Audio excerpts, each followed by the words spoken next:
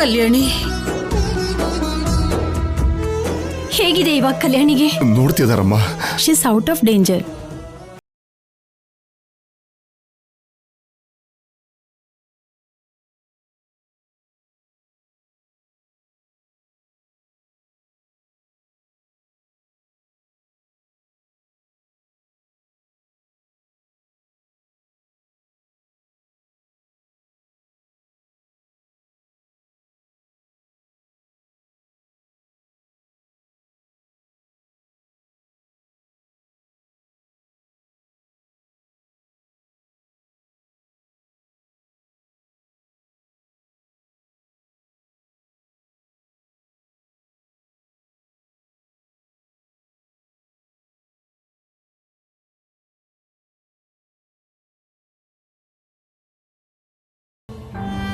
ಹುಷಾರಾಗಿ ನೋಡ್ಕೊಳ್ಳಿ, ನಾನು ಹೋಗಿ ಬರ್ತೀನಿ. ಆಯ್ತು ಡಾಕ್ಟರ್.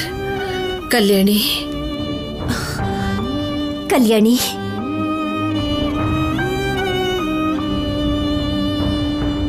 ಹೇಳ್ದೆ ಅಲ್ವೇನಮ್ಮ, ನಂಬಿದವ್ರಿಗೆ ಆ ದೇವರು ಯಾವತ್ತೂ ಕೆಟ್ಟದ್ ಮಾಡಲ್ಲ. ಅದರಲ್ಲೂ ಅವನು ಪೂಜೆಯಲ್ಲಿ ಇಂಥ ಅಪಶಕನ ಆಗಿದೆ ಅಂದ್ರೆ ನೋಡ್ತಾ ಸುಮ್ಮನೆ ಇರ್ತಾನ? ದೇವ್ರ ದಯೆಯಿಂದ ಯಾವ ಅಪಾಯನೂ ಇಲ್ದೇನೆ ಇವಳು ಪಾರಾದ್ಲು.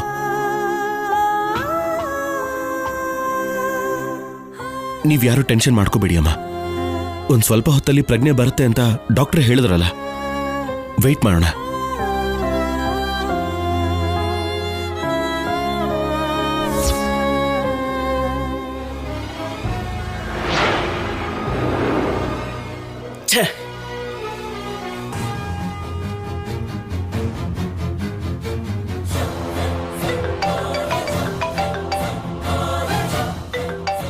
ಹೇಳು ವಾಸು. ಶೌರ್ಯ, ಅವರನ್ನ ತುಂಬಾ ದೂರದವರೆಗೂ ಚೇಸ್ ಮಾಡಿದೆ, ಬಟ್ ಲಾಸ್ಟ್ ಮೂಮೆಂಟ್ ನಲ್ಲಿ ತಪ್ಪಿಸ್ಕೊಂಡು ಓಡೋದ್ರು. ಅವರನ್ನ ಬಿಡೋ ಮಾತೇ ಇಲ್ಲ. ನಮ್ಮ ಮನೆಗೆ ಬಂದು ಕಲ್ಯಾಣಿ ಪ್ರಾಣ ತೆಗಿಯೋಕ್ ನೋಡಿದ್ರು.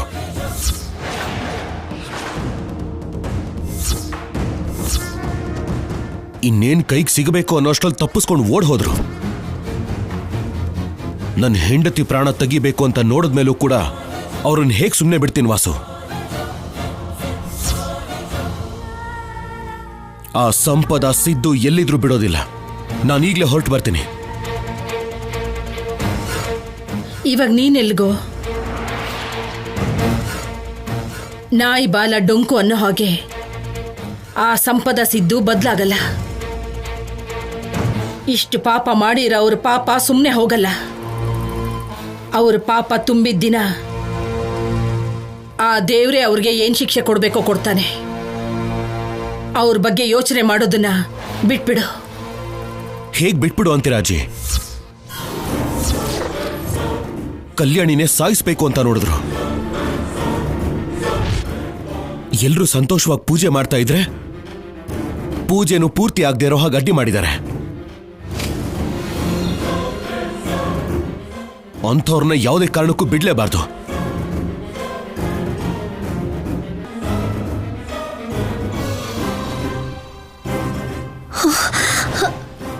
ಕಲ್ಯಾಣಿ ಕಲ್ಯಾಣಿ,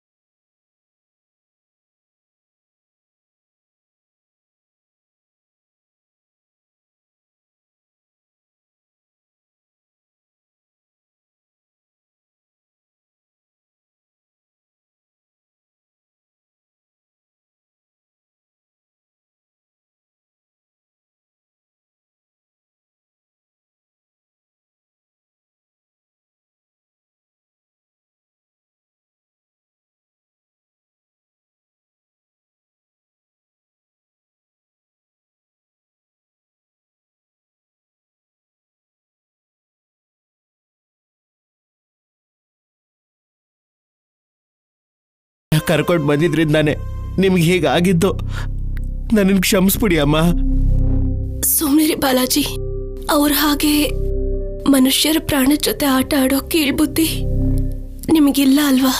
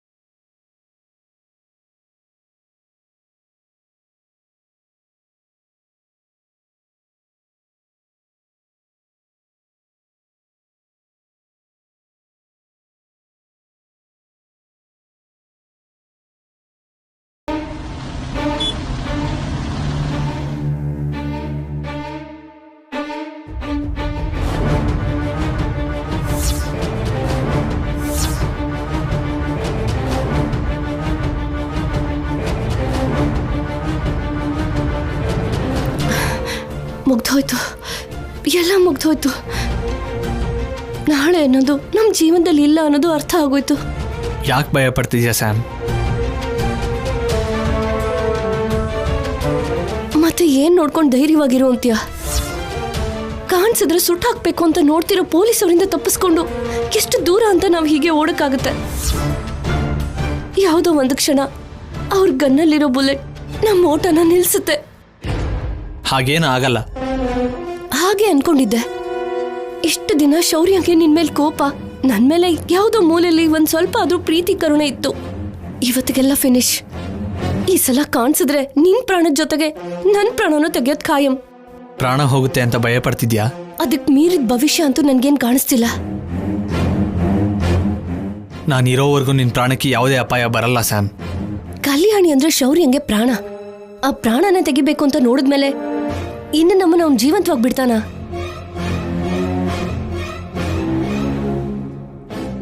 ಹೇಗಾದ್ರೂ ಆ ಕಲ್ಯಾಣಿ ಮೇಲೆ ದ್ವೇಷ ತೀರಿಸ್ಕೊಳ್ಳೋಣ ಅನ್ಕೊಂಡೆ ಸ್ಯಾಮ್. ಆಗ್ಲಿಲ್ಲ. ಅದಕ್ಕೆ ಸ್ವಲ್ಪ ದಿನ ಇದನ್ನೆಲ್ಲ ಬಿಟ್ಟು ದೂರಕ್ಕೆ ಹೊಟ್ಟೋಗೋಣ. ಎಲ್ಲಿಗೆ? ಎಲ್ಲಾ ದಾರಿನೂ ಮುಚ್ಚೋಗಿರುವಾಗ ಹೊಸ ದಾರಿನ ನಾವೇ ಸೃಷ್ಟಿ ಮಾಡ್ಕೋಬೇಕು ಸ್ಯಾಮ್. ಎಲ್ಲರಿಂದ ದೂರ ಹೊರಟೋಗಿ ಮೊದಲು ಚೆನ್ನಾಗಿ ಸಂಪಾದನೆ ಮಾಡಬೇಕು. ಆಮೇಲೆ ಕಲ್ಯಾಣಿನ ಶೌರ್ಯನ ಏನ್ ಮಾಡಬೇಕೋ ಯೋಚನೆ ಮಾಡೋಣ. ಎಲ್ಲಿಗೆ ಹೋದ್ರೂ ನಾವು ಸಂತೋಷವಾಗಿರ್ತೀವಿ ಅನ್ನೋ ನಂಬಿಕೆ ನನಗಿಲ್ಲ ಸಿದ್ದು. ನಾವು ಸಂತೋಷವಾಗಿರೋ ದಿನ ಬಂದ್ರೆ ಅದನ್ನ ಯಾರು ತಡೆಯೋಕ್ಕಾಗಲ್ಲ ಸ್ಯಾಮ್. ನಾನು ನಿನ್ನ ಯಾವಾಗಲೂ ಚೆನ್ನಾಗಿ ನೋಡ್ಕೋಬೇಕು ಅನ್ಕೋತೀನಿ ಸ್ಯಾಮ್. ನನಗೆ ಗೊತ್ತು, ಈಗಾಗಲೇ ನಿನಗೆ ತುಂಬ ಕಷ್ಟ ಕೊಟ್ಟಿದ್ದೀನಿ. ನಿನಗೆ ಕಷ್ಟ ಕೊಡೋದು, ಹೀಗೆ ಓಡೋಗೋದು ಇದೇ ಕೊನೆ ಸರಿ ಸ್ಯಾಮ್. ಈ ಸರಿ ನಮ್ಮ ಪ್ಲ್ಯಾನ್ ಮಾಮೂಲಿಯಾಗಿರಲ್ಲ. ಹೋಗೋಣ ನಡಿ. ಎಲ್ಗೆ ಹೋಗ್ಬೇಕು ಅಂತ ಗೊತ್ತಿಲ್ಲದೆ ಎಲ್ಲಿಗೆ? ಮೊದಲು ನಮ್ಮ ಅಮ್ಮನ ಹತ್ರ ಹೋಗೋಣ. ಅಯ್ಯೋ ಬೇಡ, ಖಂಡಿತ ನಿಮ್ಮ ಮನೆ ಸುತ್ತ ಪೊಲೀಸವ್ರು ಇರ್ತಾರೆ. ಹೋದ್ವಿ ಅಂದ್ರೆ ಸಿಕ್ಕಾಕೋತೀವಿ. ಸರಿ, ನನ್ನ ಜೊತೆ ಬಾ. ಎಲ್ಲಿಗೆ ಅಂತ ಹೇಳು ಸಿದ್ದು. ಹೇಳ್ತೀನಿ, ನಡಿ ಸ್ಯಾಮ್.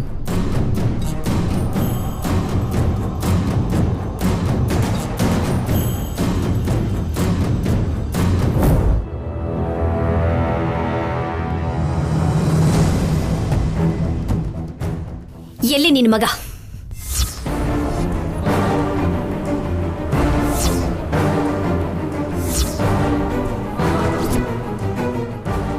ಅವನು ಇಲ್ಲೆಲ್ಲಿದ್ದಾನೆ?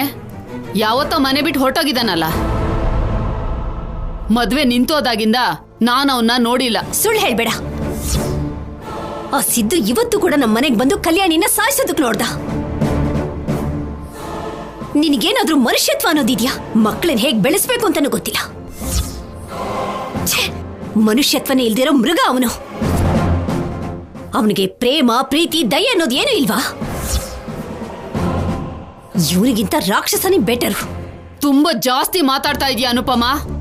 ಬೀಗರು ದೊಡ್ಡವರು ಅಂತ ಸಮಾಧಾನವಾಗಿ ಮಾತಾಡ್ತಾ ಇದ್ದೀನಿ ನಾನು. ನನ್ ಮಗ ಹೀಗಾಗೋದಕ್ಕೆ ಕಾರಣ ನಿನ್ ಮಗಳು. ನಿನ್ ಮಗಳು ನನ್ ಮಗನ್ ಜೀವನದಲ್ಲಿ ಆಟ ಆಡ್ತಿದ್ದಾಳೆ. ಅವನ್ ಬಂಗಾರದಂತ ಜೀವನನ ನಾಶ ಮಾಡ್ತಿದ್ದಾಳೆ. ಮಹಾಲಕ್ಷ್ಮಿನ ಅವ್ನ್ ಮದ್ವೆ ಮಾಡ್ಕೊಂಡ್ರೆ ಇವಳಿಗೇನ್ ಕಷ್ಟ? ಮಧ್ಯದಲ್ಲಿ ಬಂದು ಮದ್ವೆ ನಿಲ್ಸಿದ್ಲು. ನನ್ ಮಗನ್ನ ಶೌರ್ಯನ್ ಕೈಯಿಂದ ಸಾಯಿಸ್ಬೇಕು ಅಂತ ನೋಡಿದ್ಲು. ಅದಕ್ಕೆ ನನ್ ಮಗನ್ ಕೋಪ ಬಂದು ನಿನ್ ಮಗಳ ಮೇಲೆ ದ್ವೇಷ ಬೆಳೆಸ್ಕೊಂಡ. ದ್ವೇಷ ಇಟ್ಕೊಂಡ್ರೆ ಹೂತ್ ಹಾಕ್ಬಿಡ್ತೇನೆ.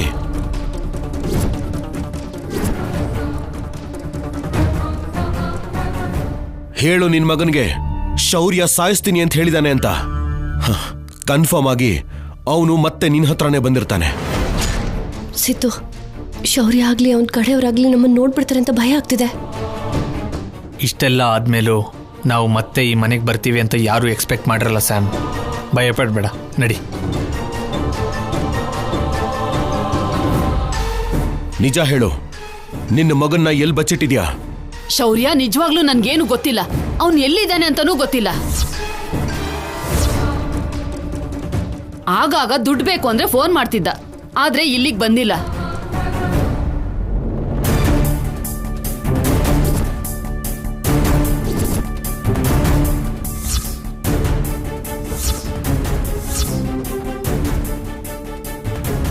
ಅವತ್ತು ಮದ್ವೆಲಿ ಪಾರ್ಶ್ವವಾಯು ಬಂದಾಗಿಂದ ನನ್ನ ಆರೋಗ್ಯ ಸರಿ ಇಲ್ಲ. ನನ್ನ ಬಿಟ್ಬಿಡು. ಅವನ್ ಎಲ್ಲೋ ಹೋಗಿರ್ತಾನೆ. ಬಿಟ್ಬಿಡು ಶೌರ್ಯ.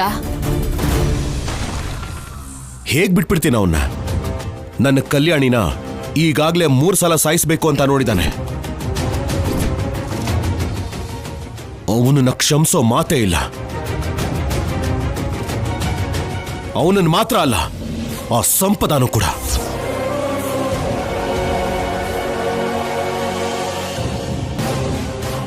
ಶೌರ್ಯ, ನನಗ್ಯಾಕೋ ಅನುಮಾನ ಬರ್ತಿದೆ.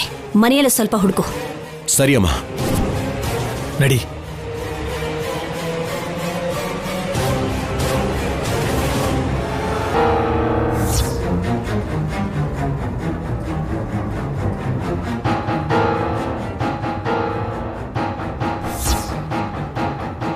ನೋಡು, ನನ್ನ ಮಗಳಿಗೆ ಏನು ಆಗದೆ ಇದ್ದಿದ್ರಿಂದ ನಿನಗೇನು ಹೇಳ್ದೆ ನಾನು ಹೋಗ್ತಾ ಇದ್ದೀನಿ. ಇಲ್ದಿದ್ರೆ ನಿನ್ನನ್ನು ಜೈಲಿಗೆ ಹಾಕಿ ನಿನ್ನ ಮಗನ ಖಂಡಿತವಾಗ್ಲೂ ಹಿಡಿತಿದ್ವಿ. ಜೈಲಲ್ಲಿ ಇದ್ದುಕೊಂಡು ಕಷ್ಟಪಡ್ತಾ ತಿನ್ನೋ ವಯಸ್ಸ ಇದು. ಅಮ್ಮ, ಯಾರೂ ಇಲ್ಲ. ಹೇಳಿದ್ನಲ್ಲ ಶೌರ್ಯ, ಅವ್ರು ಯಾರು ಬಂದಿಲ್ಲ ಅಂತ. ಇನ್ನು ನಿನ್ನ ಮಗ ನಿನ್ನ ಪಾಲಿಗೆ ಇಲ್ಲ ಅನ್ಕೊಂಡೆ ಬದುಕು. ಯಾಕೆ ಅಂದ್ರೆ ಅವನ್ ನನಗೇನಾದ್ರೂ ಸಿಕ್ಕಿದ್ರೆ ಅವನ್ ಸಾವು ನನ್ನ ಕೈಯಲ್ಲೇ.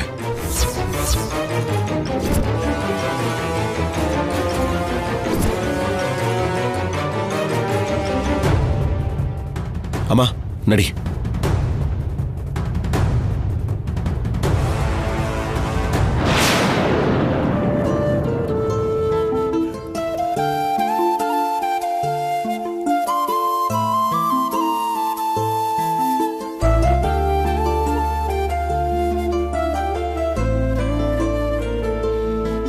ನಿಮ್ಮನ್ನ ನೋಡಿ ಕೆಲವು ಕಣ್ಣಿಗೆ ತಡ್ಕೊಳಕ್ಕಾಗ್ತಿಲ್ಲ. ಅದಕ್ಕೆ ದೃಷ್ಟಿ ತೆಗಿಯೋಣ ಅಂತ. ಅತ್ತಿಗೆ ನಿಮಗೆ ಅಂತಿದ್ದಾರೆ. ದೃಷ್ಟಿ ತೆಗೆದ್ರೆ ಅಂಟ್ಕೊಂಡಿರೋ ದರಿದ್ರ ಹೋಗಲ್ವಲ್ಲಮ್ಮ.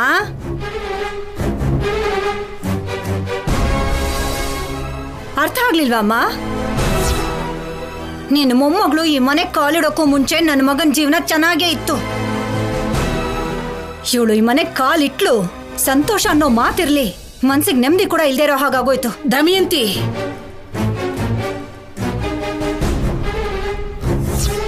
ಇರೋದನ್ನೇ ಅಲ್ವೇನಮ್ಮ ನಾನು ಹೇಳಿದ್ದು. ನಾನೇನ್ ತಪ್ಪಾಗಿ ಹೇಳಿಲ್ವೇ? ನಿನ್ನ ಮೊಮ್ಮಗಳು ಆ ಸಿದ್ದು ಜೊತೆ ದ್ವೇಷ ಬೆಳೆಸ್ಕೊಂಡಿದ್ದಾಳೆ. ಆ ಸಂಪದ ಅವನು ಇಬ್ರು ಇವಳ ಮೇಲಿರೋ ಕೋಪನ ಇವಳ ಮೇಲೆ ತೋರಿಸ್ದೆ ಈ ಮನೇಲಿರೋರ್ ಮೇಲೆಲ್ಲ ತೋರಿಸ್ತಾ ಇದ್ದಾರೆ. ಇಷ್ಟೆಲ್ಲ ಆದ್ರೂನು ಏನು ಆಗದೆ ಇರೋ ಹಾಗೆ ನೀನು ನಿನ್ ಮೊಮ್ಮಗಳಿಗೆ ದೃಷ್ಟಿ ತೆಗಿತಾ ಇದ್ಯಾ. ಚೆನ್ನಾಗಿದೆ ನಿನ್ ಸಂಭ್ರಮ. ಅಮ್ಮ, ನಡೆದಿದ್ರಲ್ಲಿ ಎಲ್ಲೂ ಕಲ್ಯಾಣಿ ತಪ್ಪಿಲ್ಲ. ಅನಾವಶ್ಯಕವಾಗಿ ಕಲ್ಯಾಣಿಗೇನು ಹೇಳ್ಬೇಡ.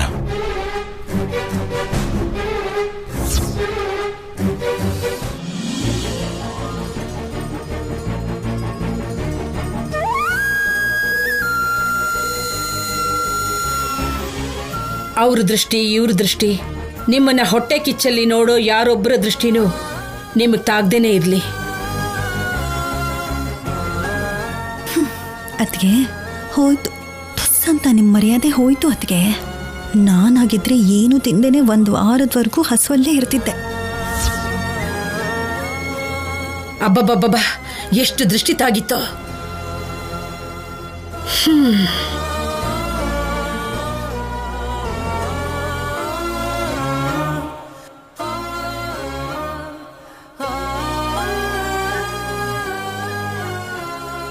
ಕಲ್ಯಾಣಿ,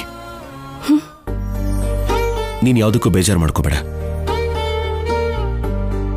ನಮ್ಮ ಅಮ್ಮನ ಬಗ್ಗೆ ಗೊತ್ತಲ್ವಾ, ಬಿಟ್ಬಿಡು. ಏನಾಯ್ತು? ಯಾಕೆ ಹಾಗೆ ನೋಡ್ತಿದ್ಯಾ? ಏನಿಲ್ಲ ಆಫೀಸರ್, ನಿಜವಾಗ್ಲೂ ನೀವ್ ನನಗ್ ಸಿಕ್ಕಿದ್ದು ನನ್ನ ಅದೃಷ್ಟ. ಕಲ್ಯಾಣಿ, ನೀನ್ ನನಗ್ ಸಿಕ್ಕಿದ್ದೆ ನನ್ನ ಅದೃಷ್ಟ. I love you officer. Love you too ಕಲ್ಯಾಣಿ.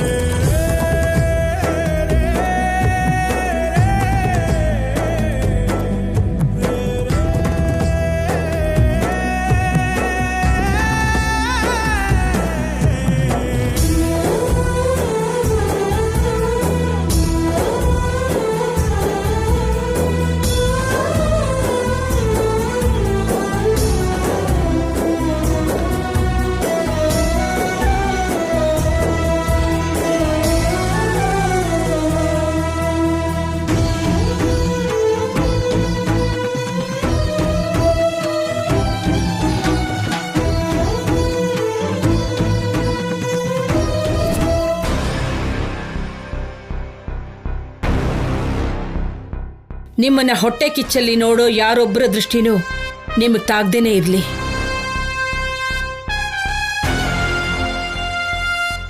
ನನ್ನ ಮಗನಿಂದನೇ ನಾನು ಬಾಯಿ ಮುಚ್ಚಿಸ್ದೆ ಅಲ್ವಾ ಕಲ್ಯಾಣಿ?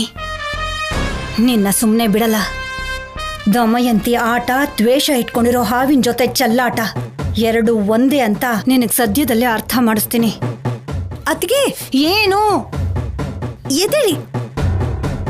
ಐ ಲವ್ ಯು ಅತ್ತಿಗೆ. ಏನ್ ಮಾಡ್ತಿದ್ಯಾ? ಬಿಡು. ಐ ಲವ್ ಯು ಅತ್ತಿಗೆ. ಏನಾಗಿದ್ಯಾ ನಿನ್ಗೆ? ನನಗಲ್ಲ, ನಿಮ್ ಮಗನ್ಗೆ ಹಿಡ್ತಿದೆ ಆ ಕಲ್ಯಾಣಿ ಹುಚ್ಚು. ನೀವ್ ಆವೇಶದಿಂದ ಒಳಗಡೆ ಬಂದಾಗ ಒಳ್ಳೆ love scene, romantic scene miss ಆಗೋಯ್ತು. ಪಲ್ಲವಿ, ಬಾಯಿಗೆ ಬಂದ ಹಾಗೆ ಮಾತಾಡ್ಬೇಡ, ಅರ್ಥ ಆಗೋ ತರ ಹೇಳು. ನೀವ್ ಹೆತ್ ಮಗ ನಿಮ್ಮ ನಾಟಕುಂಟು ಲೆಕ್ಕಕ್ಕಿಲ್ದಿರೋ ಹಾಗೆ ಮಾಡಿ ಆ ಕಲ್ಯಾಣಿಗೆ ಐ ಲವ್ ಯು ಹೇಳ್ತಾ ನಮ್ ಮುಂದೆನೆ ಹಗ್ ಮಾಡ್ಬಿಟ್ಟ. ನನಗಂತೂ ಆ ಸೀನಲ್ಲಿ ಒಳ್ಳೆ ಸಾಂಗ್ ಕೂಡ ಬ್ಯಾಕ್ ಗ್ರೌಂಡ್ ಅಲ್ಲಿ ಕೇಳಿಸ್ತಿತ್ತು.